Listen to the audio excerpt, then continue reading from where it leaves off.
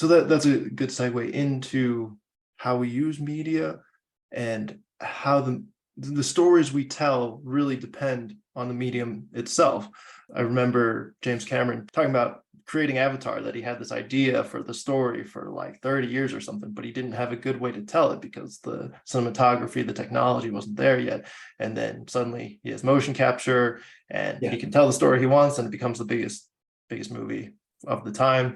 And we see that with, you were talking about the digital stuff, that we can now create these long form things with streaming, because before people would only watch a show, it would be on a certain time, they can only catch it maybe for a half an hour or so, like they had to be there at the right time, and now people can watch it on their own time. And so we have all new possibilities and all new narratives because we have new ways of telling stories, right? Okay, yeah, if I can just jump onto that and say, yeah, absolutely. So, your point about the Avatar film, I mean, terrific point, because that was a game changer in terms of media technology really being the key to that entire film. The medium wraps the film truly. I want to say the same is true for the 1619 project, right? In terms of storytelling, that we don't think of slavery as 400 years old until we get it transmediated to us, right? And not just as a print, I guess, issue of the New York Times Magazine, I think is when it first came out. That's when it first came out. People don't think of the 1619 project that way.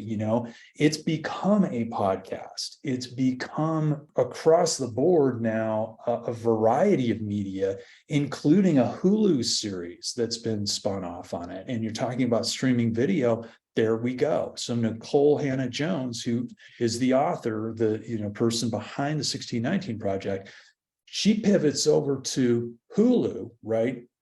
And who did she grab to produce that Hulu project but a guy named Roger Ross Williams? Who's he? He's a guy who did a VR production called Traveling While Black. And it requires that you put on HMD, head-mounted display, and go into a virtual reality kind of scenario where you're sitting alongside people at a diner called Ben's Chili Bowl in Washington, D.C., which was a safe haven for people and really I want to say, headquarters, a command center for the civil rights movement during the 20th century. And you're hearing these people's stories then about what it was like to travel across the United States in the 20th century and early 20th century too. And you have to deal with things like sundown laws, right? Where Black people would be lynched or killed or thrown in jail if they were there after sundown.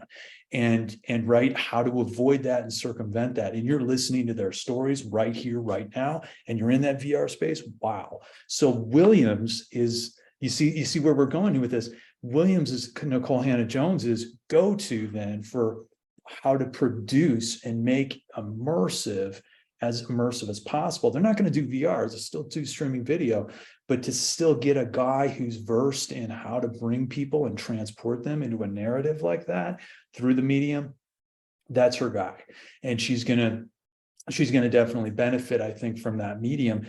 But you can absolutely believe, though, that for her to just stay in print alone with a 1619 project, not going to have the impact. That is aggressively a transmediated story that we have and has changed the dialogue and the discourse to the point where our discussion today is about narrative. Well, narrative is politics, right? Whose story about what slavery is and how our nation is structured potentially on deep inequalities is what Ron DeSantis is trying to censor out of every textbook in the state of Florida today. And that's what he's running his entire political campaign on, to try to make it to the White House. So competing narratives, it's just everything. And we can see that, January 6th, that follows a narrative, right?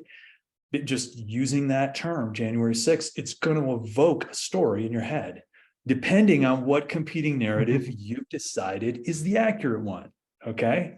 And so layers of narratives then are told, and truly you're going to have the election deniers, the Stop the Steal folks saying, well, you know what, I have my story, that those guys are the true patriots, and this is what people who were sort of the legacy of Rush Limbaugh, online in terms of podcast journalism from the far right were saying, hey, these people were patriots. And then the other competing narrative was saying, well, they're criminals. And a lot of them have been thrown in jail. So our criminal justice system has spoken about that, but the thought is that, competing narratives in politics and media then are constantly, aren't they, at this braided together intersection that's really fraught with the desire for control. Yeah, I want to go back to, you talked about the immersion. I want to focus on that a little bit because that's dependent, to me, it seems like both on the story itself and the media, because you can get immersed in a book, definitely. Like you can get into that flow state.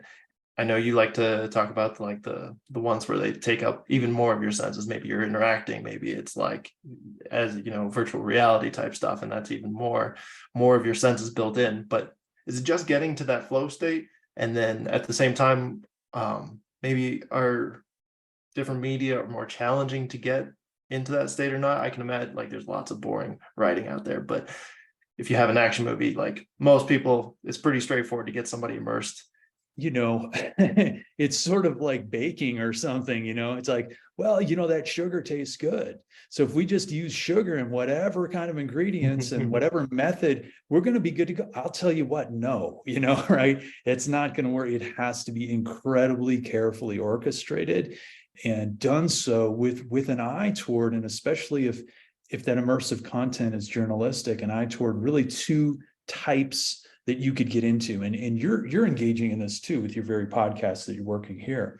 One would be ethnographic realism, right? On the one hand, that's more objective. It has an omniscient narrator. You've got techniques associated with social realism.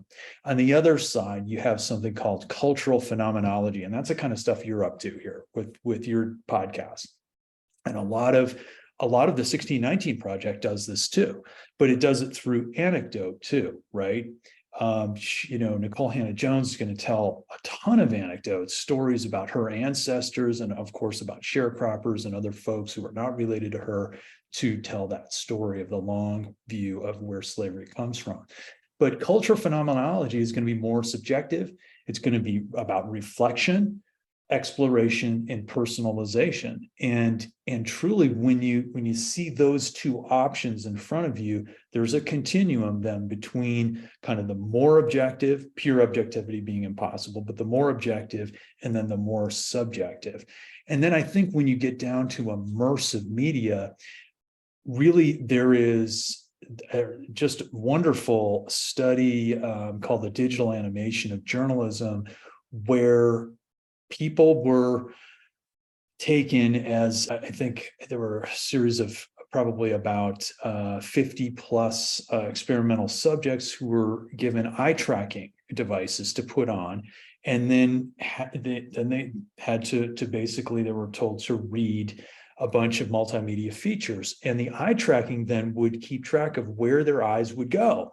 And so obviously people think, well, no one's going to read the text. Everybody's going to go to the pictures. Everybody's going to go to the video and just sit there. Nobody's going to want to read.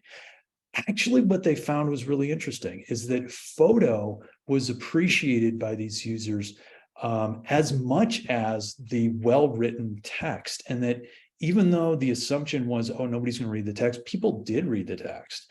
And they read it in conjunction with the really high quality what they considered high quality photojournalism. But what they didn't like was really interesting, was the video, because a lot of embedded video and multimedia features that scroll vertically that are embedded in these stories are pretty crappy, okay? They're pretty badly edited. They're usually very quick, and they're done with the thought that, oh, everybody loves video, so let's just chuck in a video. Just like I said about cooking and sugar, right? You just think sugar's your go-to and you just can do anything with it. You're wrong, and same thing. Video is not always created equally. It's got to be edited very carefully. But that study was really pretty key. And I think it showed that scene, dramatic tension, characterization, dialogue are really expressed not only in the text, but in other media such as videos, animations, audio fragments. We have photo slideshows. And when they're embedded, these things then enhance the storytelling. When they're not embedded, when they're linked out onto the internet, this is my theory of the cognitive container. The cognitive container then is broken, right? We don't have that sealed bubble where our attention is focused. We're now going down the rabbit hole that is called the World Wide Web, and you just have tons of links. And guess what? Google is now owning you, right? Because they've got some ads that they're going to kick in, and then you just, well, you're gone. You're out. You're somewhere else, right? Your cognition has just exited the building. Elvis has left the building, as they say. So when it's contained, though, we can hit this incredibly high level of storytelling. I mean, we started this conversation by saying, how basic storytelling, cave painting, speaking, writing is such an important communicator of data, but of human experience that can also be entertaining. But hey, when you make that interactive now and digital and immersive, all of those levels of what we talked about before, empathy, right?